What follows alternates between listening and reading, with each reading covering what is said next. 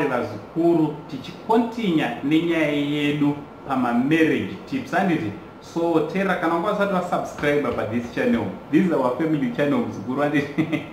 Apana chakumirira, so subscribe to this channel, also wesa notification bell kuitira kuti pega pega patino upload a video unobva wangoziviswa handiti. Thanks very much kune vese vanoramba vaisapota musha basa renyu richienda mberi. Right, kana uri new subscriber, don't forget to inform us kuti aiwa I am new here handiti, kuitira kuti tibve takupawo a warm welcome ikoko kuma comments. God bless you so much vazukuru vasekuru said. Right, tichikontinya nenyaya yedu. Kana unga usina kuona part 1, go and watch part 1 marriage tips, wouya ukontinya zvakare nepart 2 inoi. Patakati chimbotaura tichiti zoni mukadzi anogadzirwa sei, how to prepare a woman kuti muzosvika panyaya dzebonde handiti. Ndikataura nyaya dzachona dzese kusvika iye zvino patiri kukontinya.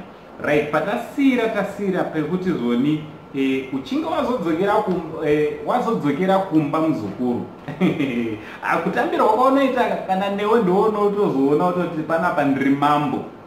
Treatment yaunopiwa muzukuru paunosvika pamba pako unoshayiwa kuti vamana papa palazere panapa wanzwa. Pamba pako it will tend to be a palace ukamutreata zvakanaka mukadzi uyu.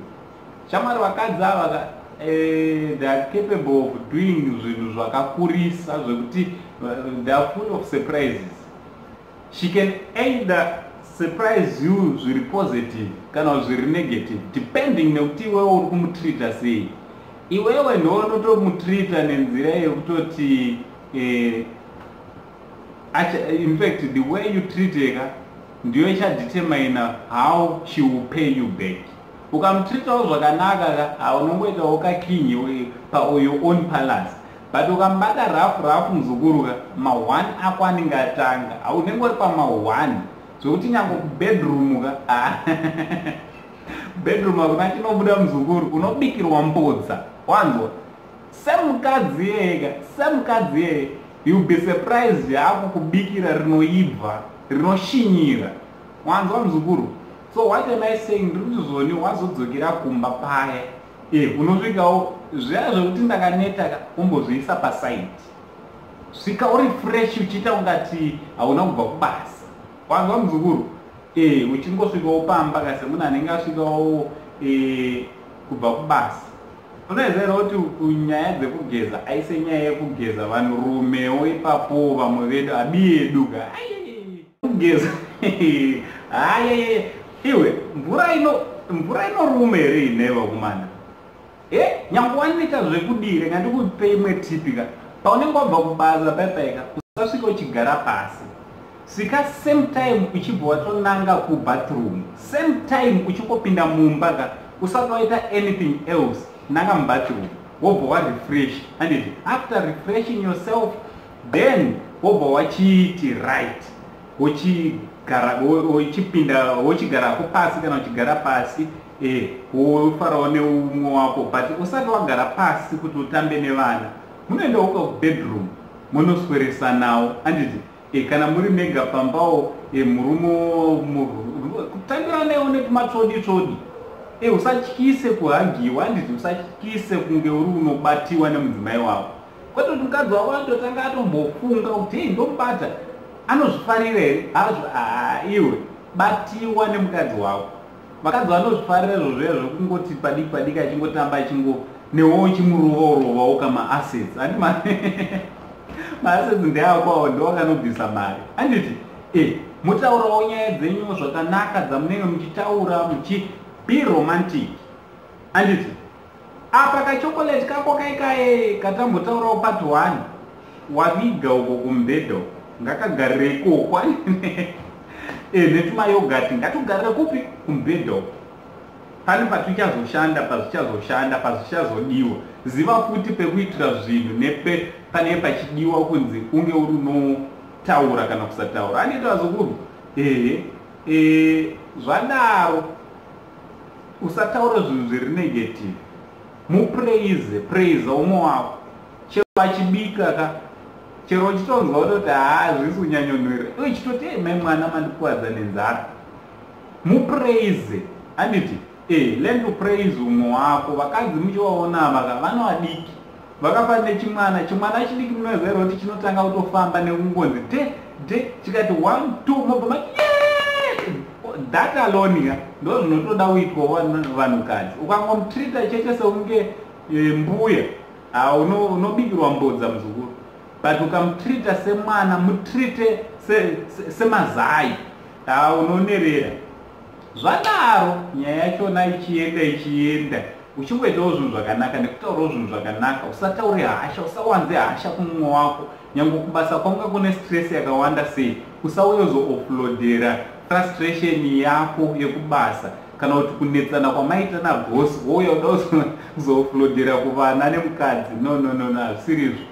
Zvekubasa ngazvisare kupi kubasa, kumba uya uri wega muzukuru wanditi.